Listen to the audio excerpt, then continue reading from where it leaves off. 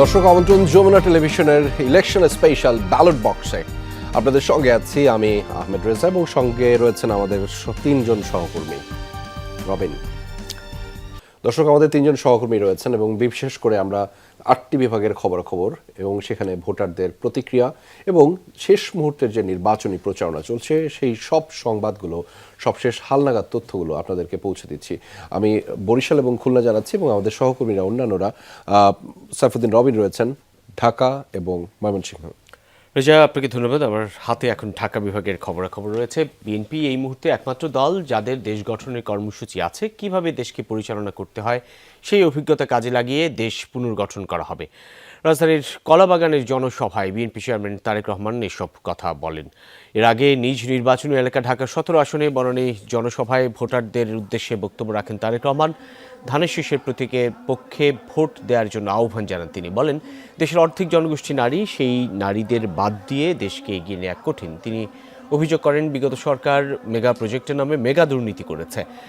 জনসভায় দেশ গঠন ও মানুষের ভাগ্যের পরিবর্তনের জন্য ধানের শীষের পক্ষে ভোট চান তারেক রহমান। বলেন, সুযোগ দিলে জনগণকে নিয়ে দেশ গঠন করা হবে। এই নির্বাচনে ভোট দেওয়ার মাধ্যমে যেরকম ভাবে বাংলাদেশের মানুষ তার রাজনৈতিক অধিকার প্রতিষ্ঠিত করবে, কিন্তু শুধু রাজনৈতিক অধিকার না, এই নির্বাচন হতে হবে দেশ গঠনের নির্বাচন। 12 তারিখে এমন ব্যক্তিকে নির্বাচিত করি, এমন দলকে নির্বাচিত করি যাদের দেশ পরিচালনার অভিজ্ঞতা আছে। এমন দলকে আমরা নির্বাচিত করি যাদের সামনে দেশ এবং দেশের মানুষকে নিয়ে কর্মসূচি আছে, পরিকল্পনা আছে। এবং বিএনপি ছাড়া এই মুহূর্তে আর কোনো দলের কাছে সেই কর্ম পরিকল্পনা। বিএনপি চেয়ারম্যান তারেক রহমান আজ ঢাকার 8টি আসনে 8টি জায়গায় মূলত জনসভা এবং পথসভা করবেন। এর মধ্যে একটি রয়েছে বাসাবো এলাকা। সেখান থেকে যুক্ত হচ্ছেন সহকর্মী রঞ্জন শান্ত। জানবো তার কাছ থেকে বিস্তারিত সেই এলাকার খবরাখবর। অর্থাৎ তারেক রহমান এখন এই মুহূর্তে কলাবাগানের সমাবেশ শেষ করে তিনি যাচ্ছেন ঢাকা 8-এ পীরজঙ্গি মাজার রোডের ঢাকা 8 সংসদীয় আসনে, সেখানে জনসভা করবেন। এরপরেই যাবেন ঢাকা 9-এ এই বাসাবো এলাকায়। এই মুহূর্তে রঞ্জন শান্তর কাছ থেকে জানবো সেখানকার প্রস্তুতির খবরাখবর। রঞ্জন শান্ত, কিছুক্ষণের মধ্যেই তারেক রহমান এই ঢাকা 9 আসনে বাসাবো এলাকার সমাবেশস্থলে এসে পৌঁছবেন। সেখানে যারা ইতিমধ্যেই উপস্থিত হয়েছেন সেই নেতাকর্মীদের প্রত্যাশা কি তারেক রহমানের কাছে, এবং তারা কতটা উজ্জীবিত ধানের শীষের পক্ষের এই প্রচারণায় যখন সরাসরি রাস্তায় তারেক রহমান ধানের শীষের পক্ষে ভোট চাইছেন? এই মুহূর্তে অনেক বেশি ক্রাউড, অনেক বেশি উত্তেজনা বলা যায় যে এই বাসাবো মাঠে, কারণ ঢাকা 9 সেই আসন যেখানকার প্রচারণা নিয়ে একেবারে অন্যরকম একটা আবহ তৈরি হয়েছে, একটা ইতিবাচক আবহ বলা যায় ঢাকা 9 আসনকে ঘিরে তৈরি হয়েছে। কারণ এখানে রয়েছেন যিনি হাবিবুর রশিদ, হাবিব বিএনপির ধানের শীষ প্রতীক থেকে, তিনি যে কথা বলেছিলেন একবার, যে প্রতিদ্বন্দ্বিতা কেন, সবাই তো দেশের ভালোর জন্য, এই আসনের ভালোর জন্য কাজ করছেন। এই কথার পরে কিন্তু সবাই উদাহরণ হিসেবে এই আসনের কথা বলছে। কেন পুরো বাংলাদেশ, কেন গোটা বাংলাদেশ এই আসনের মতো প্রচারণা কিংবা এই আসনের মতো ইতিবাচকতা নিয়ে নেই। যাই হোক, এই বাসাবো মাঠ অনেক জনপ্রিয় জায়গা এবং এখানে পুরোপুরি কানায় কানায় পরিপূর্ণ। এখনো আসতে বেশ খানিকটা সময় লাগবে। আমরা জানি যে শেষ দিনের প্রচারণা বলা যায় বিএনপি চেয়ারম্যান তারেক রহমানের, এবং তিনি 8টা জায়গায় তিনি পরিদর্শন করবেন। বনানী থেকে তার আসন থেকে তিনি কলাবাগানে আমরা সবসময় দেখছিলাম কথা বলছেন, ঢাকা 10-এ সেখান থেকে 8-এ যাবেন এবং তারপরে এই 9-এ আসবেন। এখানে অনেক বেশি ভোটার সংখ্যা রয়েছে, তেমন তরুণ ভোটারের সংখ্যাও অনেক বেশি রয়েছে। পাশে কনসার্টের আয়োজন করা হয়েছে, সেটাও একটা দারুণ মুহূর্ত এখানে বলা যায়, এবং একটা উৎসব মুখর পরিবেশে এই জনসভাটা আয়োজন করা হয়েছে, সেটা নিয়েও কিন্তু একটা প্রশংসা শোনা যায়। আমরা পেয়েছি আসগর হোসেন রাব্বিকে, যার পরিচয় দিতে গেলে প্রথমে বলতে হয় যে বিএনপির যে অফিসিয়াল নির্বাচনী থিম সংটা সেটা আপনি লিখেছেন, এবং সেটা বিএনপি চেয়ারম্যান তারেক রহমানের পেজ থেকে গেছে, হাজার মানুষ সেটা শেয়ার করেছে, এবং আপনি আহ্বান জানিয়েছেন সেখানে গানে গানে যে 17 বছর পর ভোট ফিরছে, নির্বাচন ফিরছে, আপনারা ঘর থেকে বের হন এবং কেন্দ্রে আসুন, এবং তরুণ সমাজকেও একটা আহ্বান জানিয়েছেন। গানের মধ্যে অনেক কথাই বলেছেন। কি মনে হচ্ছে এই শেষ সময়ের প্রচারণায় গানটা, আপনার লেখা গানটা কতটা ভূমিকা রাখছে? আমার লেখা গানটির মূলত উদ্দেশ্য ছিল একটা ভোট উৎসব আয়োজন করা। ভোট দিব কিসে? ধানের শীষে। তো সেই জায়গাটাই হচ্ছে। 17 বছর কোনো ভোট ছিল না, মানুষ ভোটের অধিকার পায়নি। আপনি দেখতে পাচ্ছেন মানুষের যে উচ্ছ্বাস, বাসা থেকে বাড়ি থেকে, এবং কি অফিসিয়াল থিম সঙ্গের মূল উদ্দেশ্যটাই ছিল মানুষের মাঝে ভোটের আমেজটা তৈরি করা। এবং কি যারা এখন যে ষড়যন্ত্র চলছে 71 বিরোধী, যারা দেশ বিরোধী ছিল তারা এখন মাথাচাড়া দিয়ে উঠেছে। সেই জায়গা থেকে আমরা যে একটা সংস্কৃতির উত্তরণ চাচ্ছিলাম, সেই উত্তরণের জন্য সামগ্রিক আয়োজনের মূল জায়গাটাই ছিল একটা থিম সং, যেখানে আমরা আমার কথাটা বলবো। শহীদ জিয়া ইনক্লুসিভ বাংলাদেশের স্বপ্ন দেখতেন। আপনারা আমাদের গানটার যদি ভিজুয়াল দেখেন, সেখানে সকল শ্রেণী পেশার মানুষের কথা বলা হয়েছে, এবং কি শহীদ জিয়ার বাংলাদেশ মানে হচ্ছে গিয়ে সকল শ্রেণী পেশার মানুষের সম্মান। আপনি সবাই বলছিলেন রাব্বি যেমনটা, যে একেবারে সকল শ্রেণী পেশার মানুষকে উদ্বুদ্ধ করতে, আহ্বান জানাতে এই গান, এবং ঠিক এই মুহূর্তে যে লোকের সমাগম এই জায়গাটায় বিএনপি চেয়ারম্যান তারেক রহমান তিনি আসবেন এবং সেখানে বক্তৃতা তার প্রদান করবেন এবং শেষ দিনের প্রচারণা সারবেন। অবশ্যই সময় যত গড়াবে তত বক্তব্যে নিশ্চয়ই তিনি তার পরিকল্পনা তুলে ধরবেন এবং নিজ প্রার্থী অর্থাৎ ঢাকা ৯ যেখান থেকে রঞ্জন শান্ত যোগ দিয়েছেন, সেই ঢাকা ৯ বিএনপির প্রার্থী হাবিব রশিদ হাবিবকে সাধারণ সামনে তুলে ধরে আগামী দিনে কি কি সমস্যা সমাধানের পরিকল্পনা গ্রহণ করবেন সেসব নিয়ে বিস্তারিত জানাবেন। অনেক অনেক ধন্যবাদ সহকর্মী রঞ্জন শান্ত জানাচ্ছিলেন। এবং খুব ইন্টারেস্টিং, রঞ্জন শান্ত যার বক্তব্য নিচ্ছিলেন তিনি একজন গীতিকারও বটে। এখন নিশ্চয়ই গীতিকার পরিচয়টা দিতেই হবে, যে বিএনপির যে থিম সংটা সেটি তিনি লিখেছেন। এবারের নির্বাচনে প্রত্যেকটি রাজনৈতিক দল মানে সেই থিম সং আলাদা আলাদা করে নিজেরা তৈরি করেছে, এবং এটা খুব উল্লেখযোগ্য ঘটনা এই অর্থে যে শিল্প, সাহিত্য, সংস্কৃতি সেসব যে রাজনীতির মঞ্চে একটা বড় ধরনের বার্তা হয়ে উঠতে পারে, এটা বোধহয় তারই উদাহরণ। মানে গদবাঁধা যে প্রচারণার আমরা সবসময় দেখেছি, পোস্টার, ব্যানার, এবার তো সেগুলো নিষেধ ছিল, এবং এই যে থিম সং এর ব্যাপারটা, তারপরে এই যে কাছে যেয়ে যে প্রতিশ্রুতি, সেটা তো আগেও ছিল, কিন্তু এবার এই যে পোস্টার ছিল না, এটা কিন্তু একটা ভালো দিক যে শহরটা পরিষ্কার ছিল। কিন্তু আবার পোস্টার ছাড়া অনেকের মধ্যে মনেই হচ্ছে না যে এর একটা নির্বাচনী আমেজ। সেই জায়গাটা হয়তো এই থিম সং গুলো যত বাজছে তত একটা উৎসব মুখর পরিবেশ তৈরি হচ্ছে, তত একটা নির্বাচনী ভাইব পাওয়া যাচ্ছে। একদমই রবিন, আমি একজনের ফেসবুক স্ট্যাটাসের একটা লাইন উল্লেখ করতে চাই। তিনি সেখানে উল্লেখ করছিলেন যে নির্বাচন চলছে অথচ আকাশ দেখতে পাচ্ছি, এর চেয়ে বড় পরিবর্তন আপনি আর কি দেখতে পাবেন? মানে আসলেই তো আমরা একটা প্রথাগত যে নির্বাচন ব্যবস্থা দেখেছি যে পোস্টারে সয়লাভ থাকে প্রত্যেকটি এলাকা, ফলে আমরা আকাশটা দেখতে পারি না।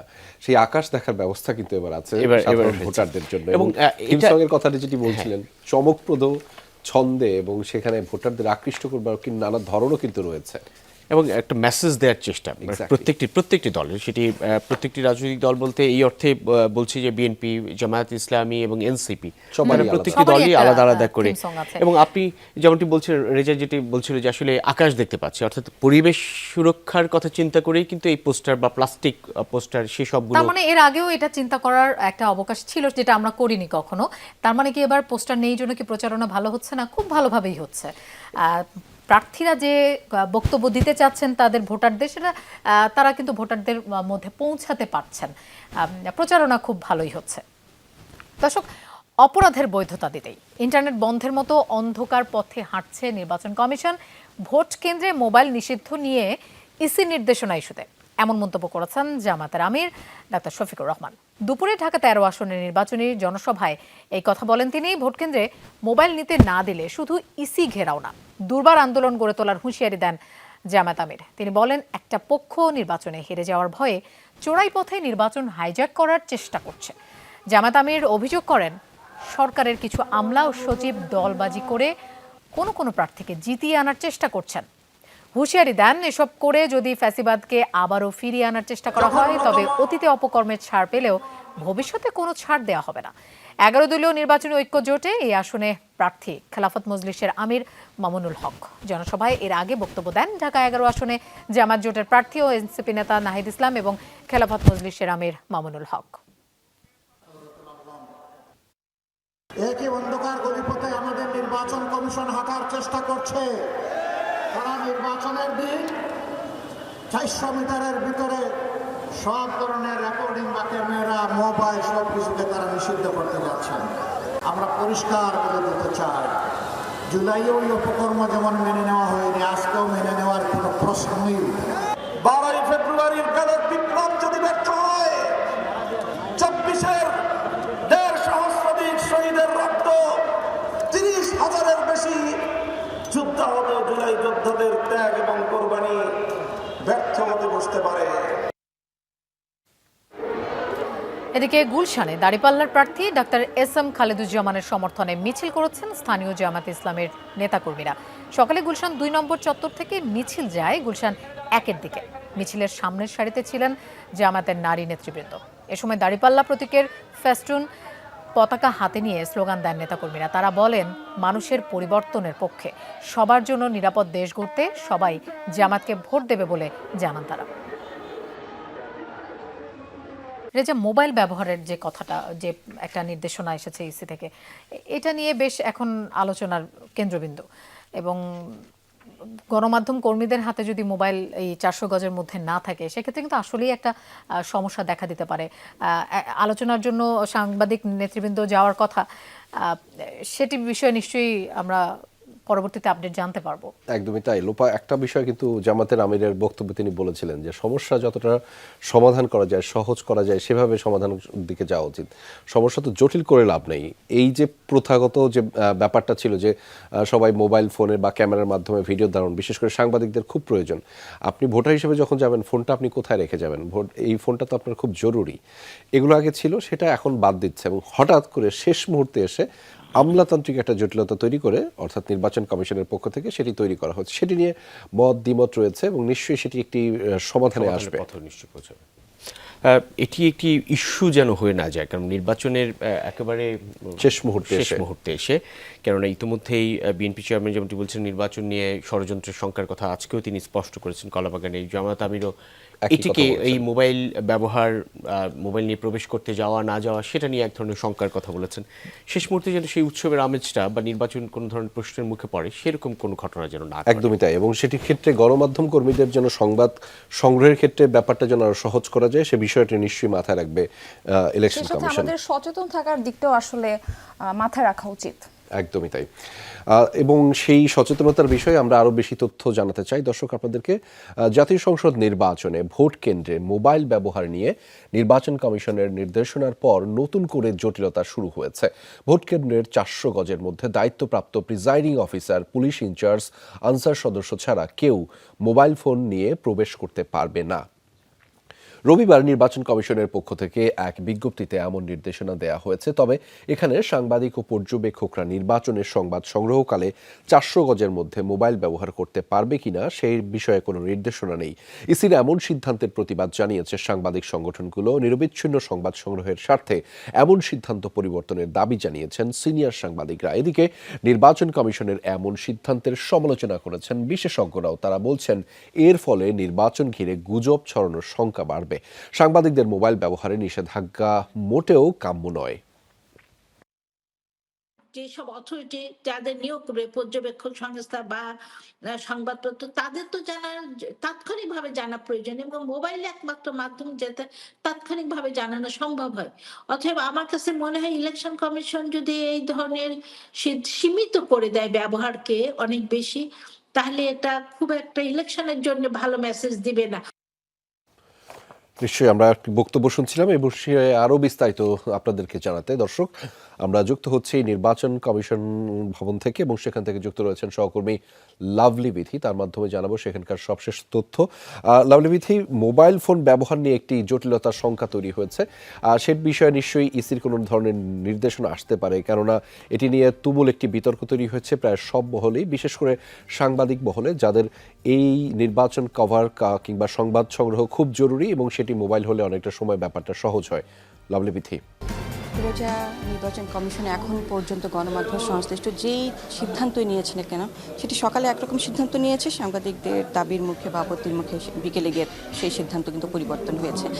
নির্বাচন কমিশনের এখন যা দেখতে পাচ্ছেন 314 নম্বর যে রুমটি সভাকক্ষ, সেই সভাকক্ষের মধ্যে আমাদের যেই সাংবাদিকরা আছেন নির্বাচন কমিশনে যারা কাজ করি, সেই সাংবাদিকরা আছেন প্রধান নির্বাচন কমিশনার অথবা সচিব, কারোর সাথে বসবেন, সমস্যাগুলো তুলে ধরবেন। তার কারণ হচ্ছে নির্বাচন কমিশন বরাবরই কিন্তু আমরা দেখেছি, এই যে দেখতেই পাচ্ছেন, বরাবরই আমরা দেখেছি যে সচিবের সাথে কথা বলবে, সচিবকে দেখা যাচ্ছে।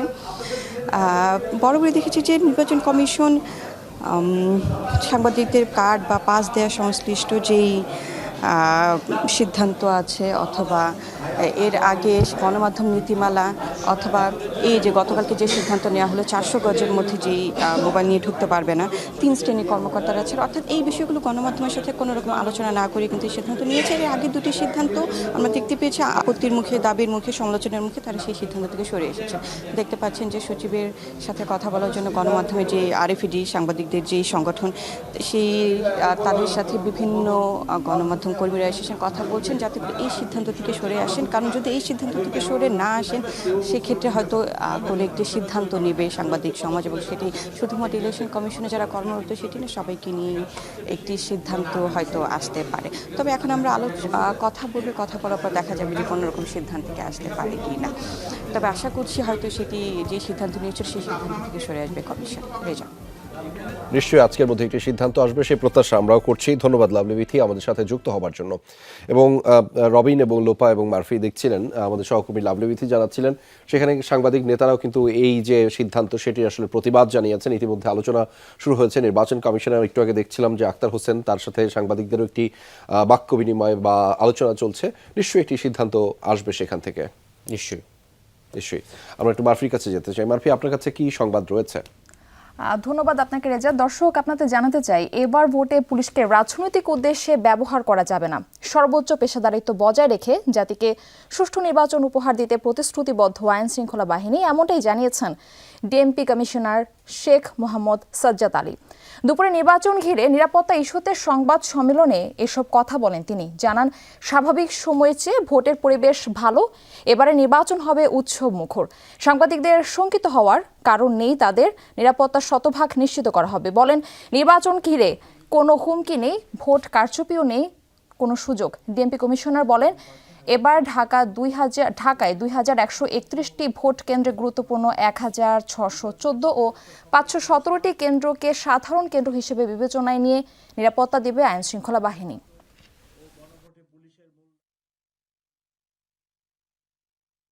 নির্বাচনের দায়িত্ব পালনে পুলিশের সক্ষমতা ও দক্ষতা বৃদ্ধির জন্য ডিএমপির প্রায় 25,000 সদস্যকে নিবেদনসংগত বিশেষ প্রশিক্ষণ প্রদান করা হয়েছে। আপনারা নিশ্চিন্তে, নির্ভয়ে ও নির্বিঘ্নে ভোট কেন্দ্রে এসে সুশৃঙ্খলভাবে আপনার গতি করুন। নতুন বাংলাদেশ গড়ার ঐতিহাসিক এই মহেন্দ্রক্ষণে সকলে সম্মিলিত অবদানের সহায় হন। নির্বাচনে কিন্তু আর বেশি সময় বাকি নেই, সে সাথে প্রচার প্রচারণার সময় কিন্তু প্রায় শেষের দিকে, বলতে গেলে 16 থেকে 17 ঘন্টার মতো রয়েছে যদি ভুল না করে থাকে। দর্শক, আমরা ময়মনসিংহের নিরাপত্তা, সেই সাথে সেখানকার প্রচার প্রচারণার শেষ মুহূর্তের খবর আপনাদের জানাতে চাই। ময়মনসিংহ থেকে যুক্ত হচ্ছেন আমার সহকর্মী হোসাইন শাহিদ। আমরা যাচ্ছি তার কাছে। শাহিদ, ব্যালট পৌঁছেছে কিনা ময়মনসিংহে, তা প্রার্থীদের প্রচার কেমন দেখছেন, সেখানকার আইন শৃঙ্খলা পরিস্থিতিটাও আপনার কাছে জানতে চাচ্ছি। দিন দিন বেড়েই চলছে এবং আজকে পাচ্ছি এই মুহূর্তে ময়মনসিংহ কৃষি চত্বরে এখানে জামাতে ইসলামী তারা একটি মিছিল করবে। 3টার দিকে এই মিছিল বেরোবে, নেতা কর্মীরা এখানে একটু জড়ো হচ্ছেন। ময়মনসিংহ করতে পারবো না যে নির্বাচনী প্রচারণা, সেই নির্বাচনী প্রচারণা এখানে দেখতে পাচ্ছেন।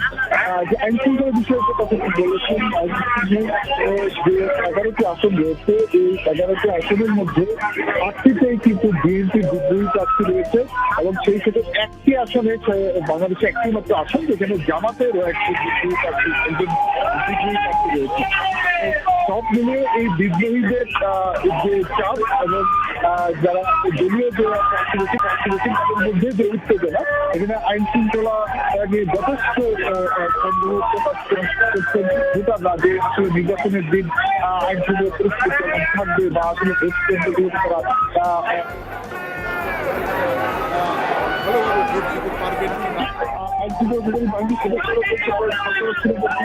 পর্যাপ্ত ব্যবস্থা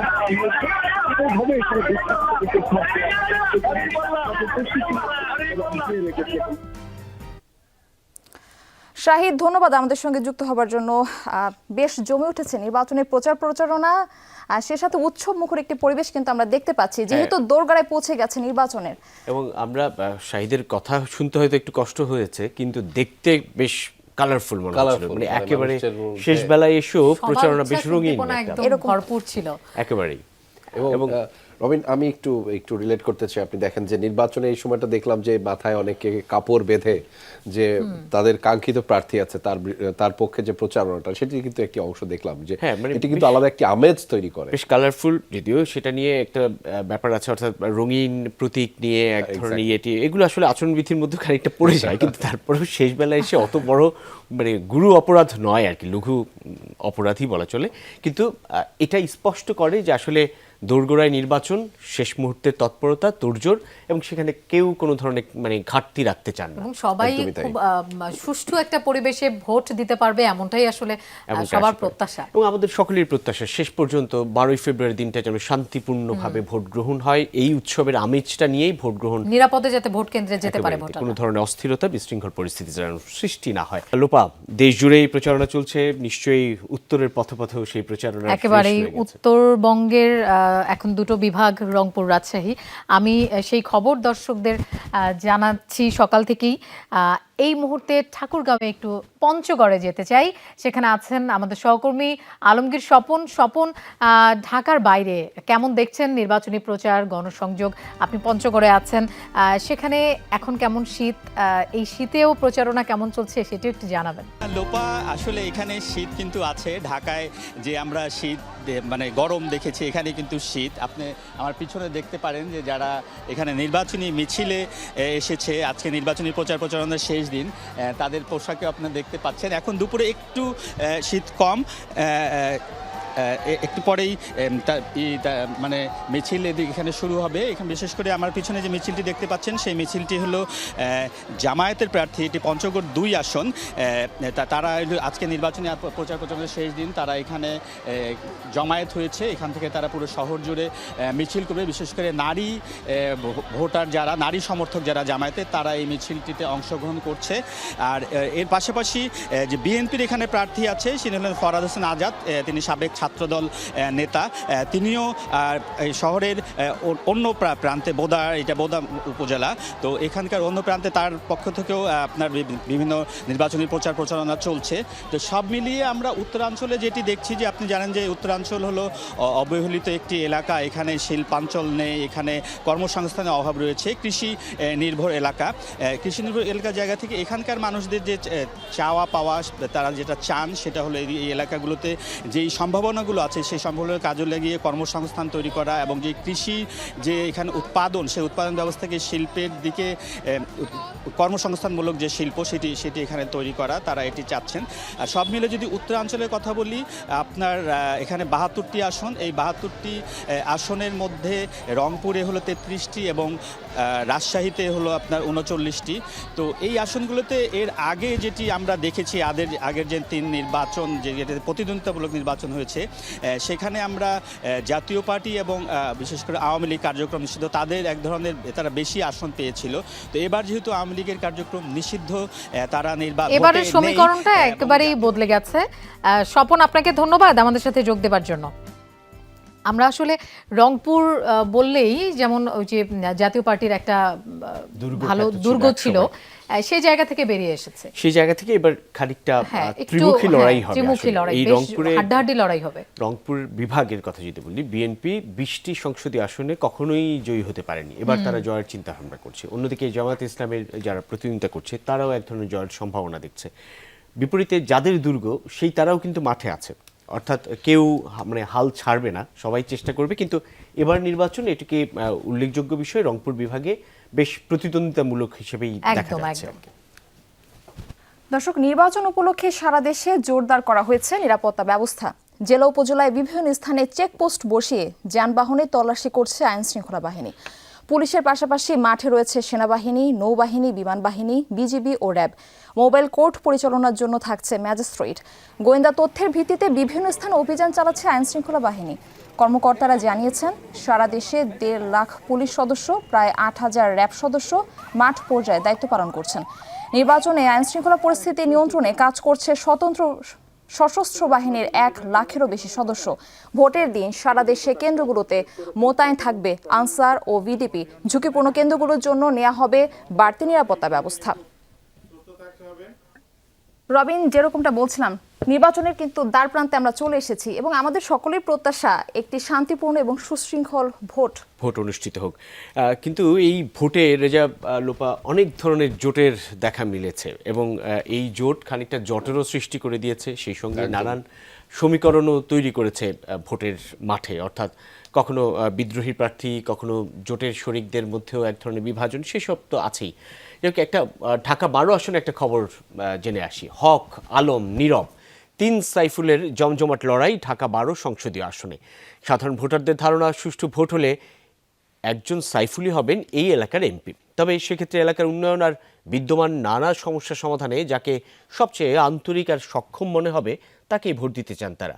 প্রত্যাশা 3 সাইফুলের মতো বাকি সব প্রার্থীও দায়িত্বশীল আচরণ করবেন।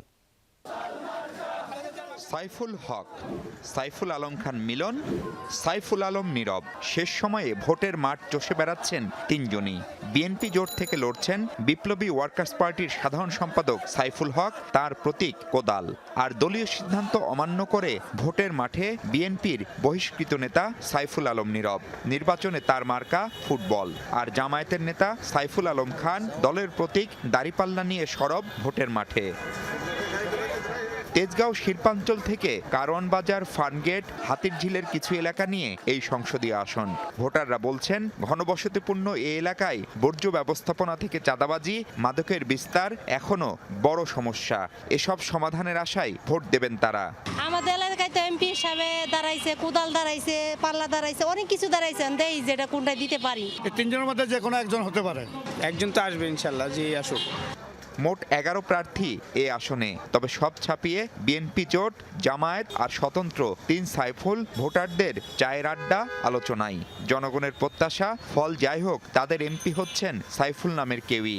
3 জন সাইফুল দাঁড়িয়েছে, এদের মধ্যে মনে হয় যে কোনো একজন সাইফুলই জিতবে। চাঁদাবাজি করবে না, আমার এরকম একজন সাইফুল ভাইকে দরকার আর কি। যে সাইফুলে আসুক, কিন্তু আমরা ভালো একজন চাচ্ছি। 3 জনই আমাকে ভাগ্য সাইফুল, যে কোনো একজন সাইফুল যাবে ইনশাল্লাহ। ব্যালটে একই নাম 3টি থাকায় ভোটাররা কিছুটা বিভ্রান্তিতে পড়তে পারেন, এমন কথাও বলছেন কেউ কেউ। যদিও তা বড় কোনো ঝামেলা মনে করছেন না সাইফুলরা।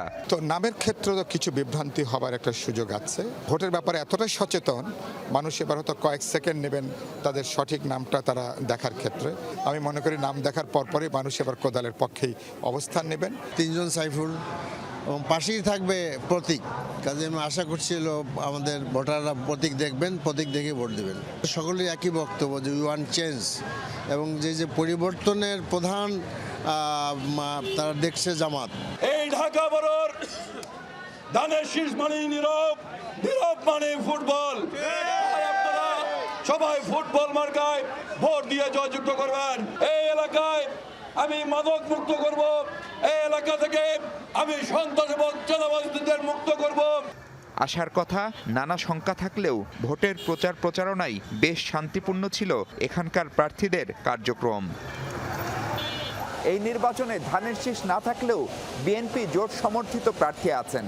এলাকার ভোটাররা বলছেন নিজেদের সুযোগ সুবিধা চিন্তা করে পছন্দমতো প্রার্থীকেই ভোট দিলেও একজন সাইফুলই শেষ পর্যন্ত হয়তো তাদের এমপি হতে যাচ্ছেন 12 ফেব্রুয়ারির নির্বাচনে। মাহফুজ মেশু, যমুনা নিউজ, ঢাকা। বেশ অন্যরকম একটা খবর দেখলাম, মানে 3 জন প্রার্থী মূল প্রতিদ্বন্দ্বী এবং 3 জনের নামই সাইফুল। এবং একই রকম কিন্তু বেশ কয়েকটি আসনই রয়েছে, যেমন ঢাকা 15 আসনে যেখানে জামায়াতের আমির ডক্টর শফিকুর রহমান প্রার্থী, তার প্রতিদ্বন্দ্বী প্রার্থী যে বিএনপি মনোনীত প্রার্থী তার নাম শফিকুল ইসলাম মিল্টন, মানে কাছাকাছি আবার তারেক রহমান, শফিকুর রহমান, মানে এরকম অনেকগুলো জায়গায় আসলেই আসলে মুখোমুখি প্রতিদ্বন্দ্বী প্রার্থীদের নাম নিয়ে এক ধরনের খানিকটা বিভ্রান্তিতেও পড়তে পারেন ভোটাররা। তবে এই নাম অনুসারে বা নিজের পছন্দের প্রার্থীকে ভোট দেওয়ার জন্য হলেও ভোটারদের বেশ সচেতন হতে হবে এবারের নির্বাচন। একদমই। সেক্ষেত্রে অনেকে আবার ভাবছেন যে তারা দলীয় যে মার্কা রয়েছেন সেটি দেখেও ভোট দিতে পারবেন, অর্থাৎ এই নাম নিয়ে বিভ্রাট তৈরি হলে, জটিলতা তৈরি হলে।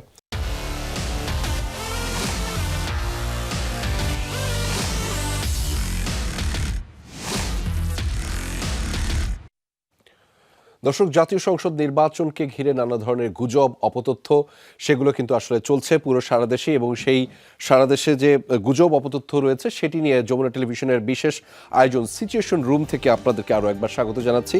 এবং সিচুয়েশন রুমের মাধ্যমে আমরা যে গুজব এবং অপতথ্য রয়েছে সেগুলো আসলে কাউন্টার করা হয়, প্রতিরোধ করা হয় এবং দর্শকদেরকে জানান দেওয়া হয় যে আসলে কি ঘটছে মূলত। এবং জাতীয় সংসদ নির্বাচন ও গণভোট সামনে রেখে সারা দেশেই যে ভোটের হাওয়া বইছে, সেই ভোটের হাওয়ার মধ্যেও যে গুজব অপতথ্য ঢুকে গেছে সেগুলোই আসলে আমরা আমাদের এই ডিসমিস ল্যাব এবং যমুনা টেলিভিশনের মাধ্যমে কাউন্টার দিয়ে থাকি। এবং আমাদের সাথে দেশের একদমই প্রতিষ্ঠিত একটি যে গুজব অপতথ্য যারা প্রতিরোধ করেন সেরকম একটি প্রতিষ্ঠান যুক্ত রয়েছেন, ডিসমিস ল্যাব। তাদের একজন কর্মী অর্থাৎ রিসার্চ কোঅর্ডিনেটর তামারা ইয়াসমিন তমা, তিনি আমাদের সাথে যুক্ত রয়েছেন। তার মাধ্যমে জানবো আসলে কি ধরনের কার্যক্রম রয়েছে। তমা, আপনাকে স্বাগত জানাচ্ছি সিচুয়েশন রুমে যমুনা টেলিভিশন এবং ডিসমিস ল্যাবের যেই কার্যক্রম, সেখানে আপনার কাছে যে প্রথম প্রশ্নটি থাকছে, নির্বাচন সম্পর্কিত যেসব অপতথ্য ছড়াচ্ছে সেখানে নতুন কোনো ট্রেন্ড আপনি দেখতে পাচ্ছেন কিনা সেটি একটু জানাবেন, আপনার মাধ্যমে জানাতে চাই দর্শকদের। তমা। জি, ধন্যবাদ। এবারে নির্বাচনে আমরা আরেকটি নতুন ট্রেন্ড এখন দেখতে পাচ্ছি গত কয়েকদিন ধরে, যে বিভিন্ন তারকা সেলিব্রিটি যারা রয়েছে, অভিনেতা অভিনেত্রী, তাদের নামে বিভিন্ন ভুয়া ফটো কার্ড ছড়াচ্ছে।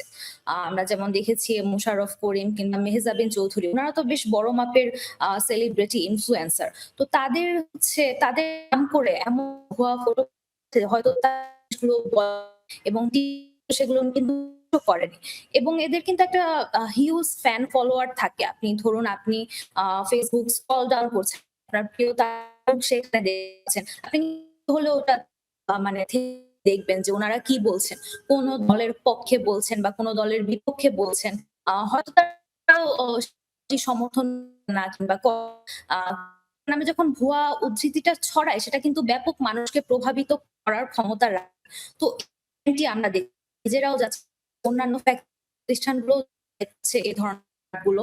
এটা আমার কাছে মনে হয়েছে দেখা যাচ্ছে যে বিভিন্ন ইনফ্লুয়েন্সারদের নামে ভুয়া উদ্ধৃতিটা যে ছড়ানো হচ্ছে দলের পক্ষে বিপক্ষে। নিশ্চয়ই তমা, সেটি আপনার মাধ্যমে জানছিলাম। আরেকটি বিষয় একটু জানতে চাই, নির্বাচনের সময় যেহেতু ঘনিয়ে আসছে, সেখানে নানান ধরনের গুজব অপতথ্য ছড়ানোর একটা শঙ্কা কিন্তু থেকে যাচ্ছে, এবং বিশেষ করে আমাদের যারা অডিয়েন্স রয়েছেন, ভিউয়ার্স রয়েছেন, তারা আসলে কোন কোন বিষয়ে সতর্ক থাকা জরুরি।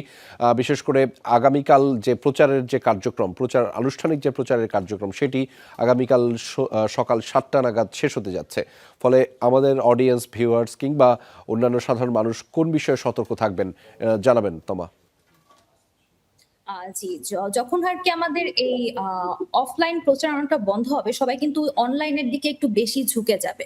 আর অনলাইনে যখন জিনিসটা আসবে, তখন কিন্তু আর কি প্রচারণাটা দেখা যাবে যে অপতথ্য সবাই আরো বেশি ছড়ানোর চেষ্টা করছে। এবং এবার ইলেকশন ইস্যু কিন্তু বেশ সারা তৈরি করছে। একটা হচ্ছে নারী কেন্দ্রিক ইস্যু এবং আরেকটা হচ্ছে ধর্ম বিষয়ক ইস্যু। এবং কিন্তু আপনি দেখবেন যে বিভিন্ন পক্ষে বিপক্ষে আছে, যে নারী নিয়ে কটূক্তি করেছে, কিংবা আরো যদি আমি বলি যে ধর্ম নিয়ে কটূক্তি করেছে কিংবা অবমাননার, এই বিষয়গুলো যদি আসে, হয় কি বিষয় তো মানুষ খুব আবেগতাড়িত হয়ে তাদের যে কগনিটিভ বায়াসনেস আছে, কোন পক্ষে বিপক্ষে দল কিছু বলছে যেটা ধর্মকে তারা কিন্তু এটা চট করে শেয়ার দেয় যাচাই বাছাই না করে। তো এই বিষয়ে আমি একটু বলতে সঙ্গে অনলাইন দেখবেন, সেটা সতর্ক থাকা।